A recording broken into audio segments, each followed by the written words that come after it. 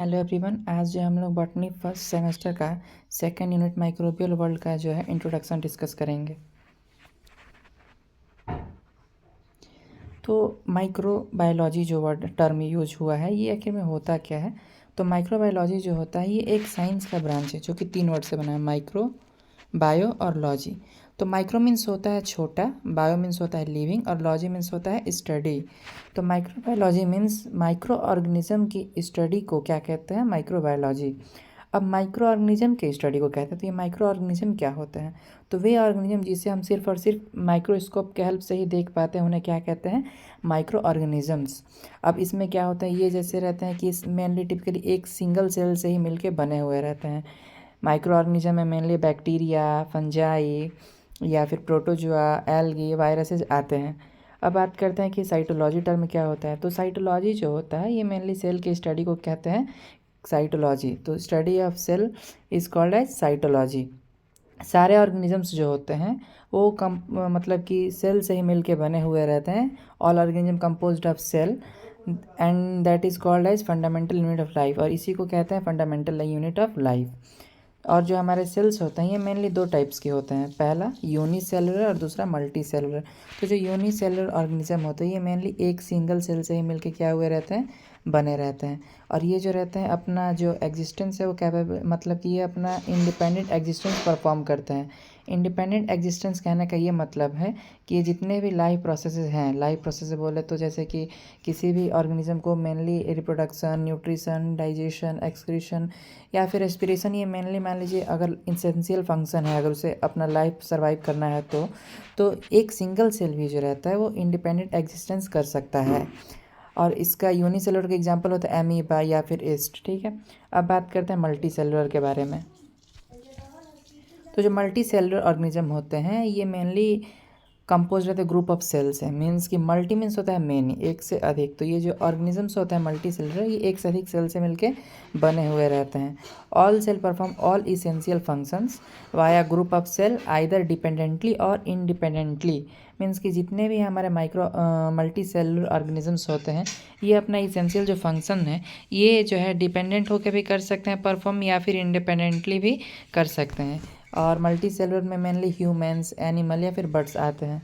एक स्टेटमेंट लिखा गया है कि anything less than the structure of a cell does not ensure independent living. Means अगर सिर्फ एक सिंगल सेल भी है, मान लीजिए अगर किसी ऑर्गेनिज्म के पास कोई सेल ही नहीं है तो उसका इंडिपेंडेंट एग्जिस्टेंस जो है इंश्योर नहीं है। मीन्स वो इंडिपेंडेंटली एग्जिस्ट नहीं कर सकता है।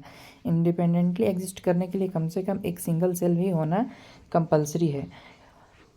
क्योंकि सेल जो है ये स्ट्रक्चरल एंड फंक्शनल यूनिट होता है किसी भी ऑर्गेनिज्म के लाइफ का, structural unit and functional unit of a life. अब बात करते हैं कि जो हमारा सेल होता है ये मेनली कितने टाइप्स के होते हैं मेम्ब्रेनस स्ट्रक्चर के बेसिस पे। तो मेम्ब्रेनस स्ट्रक्चर के बेसिस पे जो है हमारा सेल, एक होता है प्रोकैरियोट, दूसरा होता है यूकैरियोट। इन दोनों के अंतर के बारे में अगर हम लोग जानें तो इसमें दोनों में मेनली जो अंतर है वो डिस्कस करते हैं हम लोग। पहला जो होता है इसमें जो है मेम्ब्रेन बाउंड स्ट्रक्चर क्या होता है, एब्सेंट होता है। प्रोकैरियोट में membrane bound structure means nuclear and membrane जो रहता है वो एब्सेंट रहता है। यूकैरियोटिक में जो रहता है मेम्ब्रेन बाउंड न्यूक्लियस क्या रहता है, प्रेजेंट रहता है। प्रोकैरियोट्स में जो रहता है डीएनए जो रहता है ऐसे ही साइटोप्लाज्म में नेकेड स्कैटर्ड रहता है। प्रोकैरियोट में राइबोसोम जो रहता है ओनली 70s टाइप का होता है। और मेम्ब्रेन बाउंड ऑर्गेनल जो रहते हैं वो एब्सेंट रहता है, जैसे कि ईआर हो गया, गोल्जी बॉडी apparatus हो गया, या फिर माइटोकॉन्ड्रिया, प्लास्टिड, ये सब क्या है, एब्सेंट है। इन कंट्रास्ट जो हम यूकैरियोट देखेंगे तो इसमें जो डीएनए जो रहता है वो डेंस न्यूक्लियस में रहता है। और जो राइबोसोम रहता है वो 80s भी हो सकता है और 70s भी हो सकता है। और इसमें मेम्ब्रेन बाउंड ऑर्गेनल प्रेजेंट रहते हैं। अब बात करते हैं बैक्टीरिया के इंट्रोडक्शन के बारे में। तो बैक्टीरिया का इंट्रोडक्शन, बैक्टीरिया एक प्रोकैरियोट है। अभी हम लोगों ने मतलब कि ये एक प्रोकैरियोट है जिसमें क्या रहता है कि इसमें कोई भी इसका जो आउट न्यूक्लियर मेम्ब्रेन रहता है वो कंप्लीट मतलब वेल ऑर्गेनाइज्ड नहीं रहता है। प्रोकैरियोट मीन्स होता है, प्रो मीन्स होता है प्रिमिटिव और कैरियोट मीन्स होता है न्यूक्लियस मीन्स, और ये जो रहता है प्रिमिटिव न्यूक्लियस है, इसमें कोई भी न्यूक्लियर मेम्ब्रेन प्रेजेंट नहीं रहता है। अब कुछ साइंटिस्ट के बारे में बात करें जिन्होंने जो है बैक्टीरियोलॉजी, अब यहाँ एक टर्म है बैक्टीरियोलॉजी। बैक्टीरियोलॉजी मीन्स होता है बैक्टीरिया का स्टडी, बैक्टीरिया और logy. Bacteria means bacteria micro organism और लॉजी मीन्स स्टडी। अब पहले साइंटिस्ट जो थे एंटोन वन ल्यूवेनहुक, इन्होंने बैक्टीरिया की डिस्कवरी किया था और इन्होंने इसका नाम एनिमैक्यूल्स दिया था। एनिमैक्यूल्स एंटोन वन लीवेनहुक ने दिया था। इसके बाद जो है एरनबर्ग ने जो टर्म दिया, उन्होंने दिया बैक्टीरिया। एरनबर्ग जो साइंटिस्ट है, उन्होंने बैक्टीरिया को टर्म दिया बैक्टीरिया।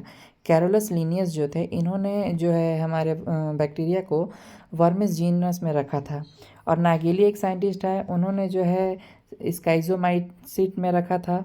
और लुइस पास्चर जो थे, इन्होंने जर्म थ्योरी दिया था। अब जर्म थ्योरी क्या कहता है, इन्होंने क्या दिया था, जर्म थ्योरी लुइस पास्चर ने दिया था। रॉबर्ट कोच जो है, इन्होंने फर्स्ट टाइम बैक्टीरिया के कल्चर के बारे में बताया था कि बैक्टीरिया का कल्चर कैसे होता है। Bacterial culture means growth of bacteria, 1 से 2, 2 से 4 को क्या कहते हैं, कल्चर एक तरीके से कहा जा सकता है। अब बात करते हैं कि बैक्टीरियोलॉजी क्या होता है। तो बैक्टीरियोलॉजी एक बायोलॉजी का ब्रांच है जिसमें हम लोग बैक्टीरिया की स्टडी को क्या करते हैं, डिस्कस करते हैं, उसी को बैक्टीरियोलॉजी कहते हैं। अब फादर ऑफ बैक्टीरियोलॉजी किसे कहा गया, तो एंटोन वन लीवेनहुक को क्या कहा गया, फादर ऑफ बैक्टीरियोलॉजी। इन्होंने अपने बुक में बैक्टीरियोलॉजी का पूरा अच्छे से अध्ययन किया है, जिसका नाम है सीक्रेट ऑफ नेचर। अब बात करते हैं कि जो बैक्टीरिया है हमारा, ये सिंगल सेल्ड है, मतलब एक सेल का है, प्रोकैरियोटिक है, और इसमें कोई भी न्यूक्लियस प्रेजेंट नहीं रहता है और कोई भी अदर मेम्ब्रेन बाउंड ऑर्गेनल्स भी प्रेजेंट नहीं रहते हैं। They are incredibly diverse, inhabiting nearly every environment on Earth and playing major role in various ecosystem. Means जो बैक्टीरिया होते हैं एक तरीके से कॉस्मोपॉलिटन होते हैं नेचर में। कॉस्मोपॉलिटन कहने का मतलब है कि ये सर्वव्यापी होते हैं और ये चारों मतलब कि बहुत ही डाइवर्स मात्रा में क्या रहते हैं, पर्याप्त मात्रा में फैले हुए हैं या फिर प्रेजेंट रहते हैं। एक तरीके से कहा जा सकता है इनका हैबिटेट है पूरे इन्वायरमेंट में ही ये फैले हुए हैं। अब जो कुछ बैक्टीरिया हमें नुकसान भी पहुँचाते हैं, तो कुछ हमें बेनिफिशियल भी होते हैं। अब बात करते हैं बैक्टीरिया के क्लासिफिकेशन के बारे में। तो बैक्टीरिया जो है मेनली हमारा शेप के बेसिस पे 4 टाइप में बांटा गया है। ठीक है, पहला जो टाइप होता है वो होता है बैसिलस बैक्टीरिया। बैसिलस बैक्टीरिया के बारे में पढ़ते हैं। तो बैसिलस बैक्टीरिया जो होता है ये mainly aerobic rod shape bacteria होता है। मीन्स ये एरोबिक रेस्पिरेशन में हेल्प करता है और रॉड शेप का बैक्टीरिया होता है। इसका एग्जाम्पल होता है बैसिलस एंथ्रेसिस। और ये जो होता है सिंगली भी हो सकता है और मल्टी सेलर भी हो सकता है। मीन्स यूनिसेलुलर भी हो सकता है और मल्टी सेलर भी हो सकता है।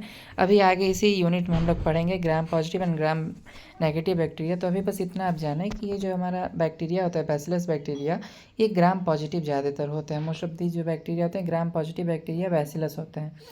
और इसमें जो है दिस कैन बी बैसिलिस डिप, और इसके जो फर्दर क्लासिफिकेशन किया जा सकता है वो होता है बैसिली, डिप्लोबैसिली, स्ट्रेप्टोबैसिली, कोकोबैसिली एंड पैलिसेड। अब इसके बारे में बात करें, इसका डायग्राम मतलब देखें हम लोग, तो ये जो सिंगल एक अरेंजमेंट दिया है बैक्टीरिया का, ये बैसिलस है। अगर इसी से 2 बैसिलाई अटैच होते हैं इसे डिप्लोबैसिलस कहते हैं। अगर स्फेरिकल शेप में है तो कोका बैसिलस कहते हैं। अगर मान लीजिए कि ये एक चेन में ही अरेंज्ड है तो उसे स्ट्रेप्टोबैसिलस कहेंगे। और चेन में भी देखिए लीनियरली अरेंज है, मीन्स एक सीक्वेंस में अरेंज है, एक के बाद एक अरेंज है, तो इसे कहेंगे हम लोग क्या, स्ट्रेप्टोबैसिलाई। अब मान लीजिए अगर इरेगुलरली अरेंज है और चेन में अरेंज्ड है तब उसे कहेंगे हम लोग पैलिसेड। ये देखते हैं कि 4 जो बैसिलस है ये एक अरेंज हुए हैं, तो ये कैसे अरेंज हुए हैं, इरेगुलरली शेप में अरेंज हुए, तो इसे कहेंगे पैलिसेड। अब बात करते हैं बैक्टीरिया के सेकंड क्लासिफिकेशन को कहते हैं कोकाई। ये मेनली स्फेरिकल शेप के होते हैं। ये सिंगल भी हो सकते हैं, मल्टीपल भी हो सकते हैं, जिसमें 2, 4, 8 का ग्रुप हो सकते हैं। जैसे कि अब बात करते हैं इनका जो जैसे लेवल ऑफ कोकस बैक्टीरिया में भी gram positive, thick peptidoglycan layer और thin peptidoglycan layer of gram negative bacteria. जो हमारा स्ट्रक्चर होता है, सेल वॉल का स्ट्रक्चर होता है कोकाई बैक्टीरिया का, इसमें थिक भी पेप्टाइडोग्लाइकन की लेयर हो सकती है और थिन भी हो सकती है, मीन्स मोटा भी हो सकता है और पतला भी हो सकता है। क्योंकि जो ग्राम पॉजिटिव बैक्टीरिया होता है उसमें मोटा पेप्टाइडोग्लाइकन की लेयर होती है और ग्राम नेगेटिव में जो रहता है वो पतला होता है, थिन होता है।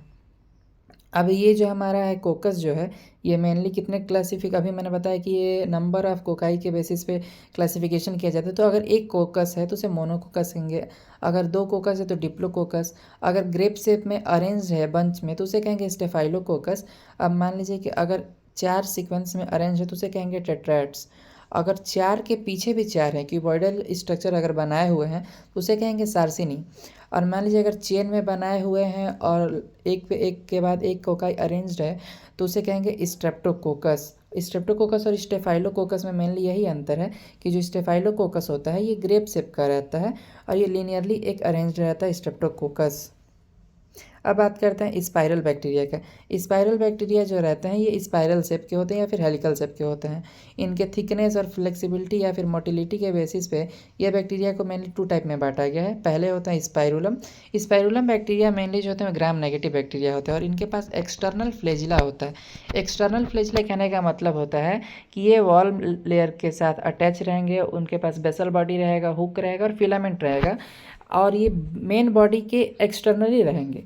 जबकि और इसका एग्जांपल जो है हेलिकोबैक्टर पाइलोरी और कैम्फिलोबैक्टर जेजुनी, ये मेन एग्जांपल है हमारे किसके, स्पाइरुलम के।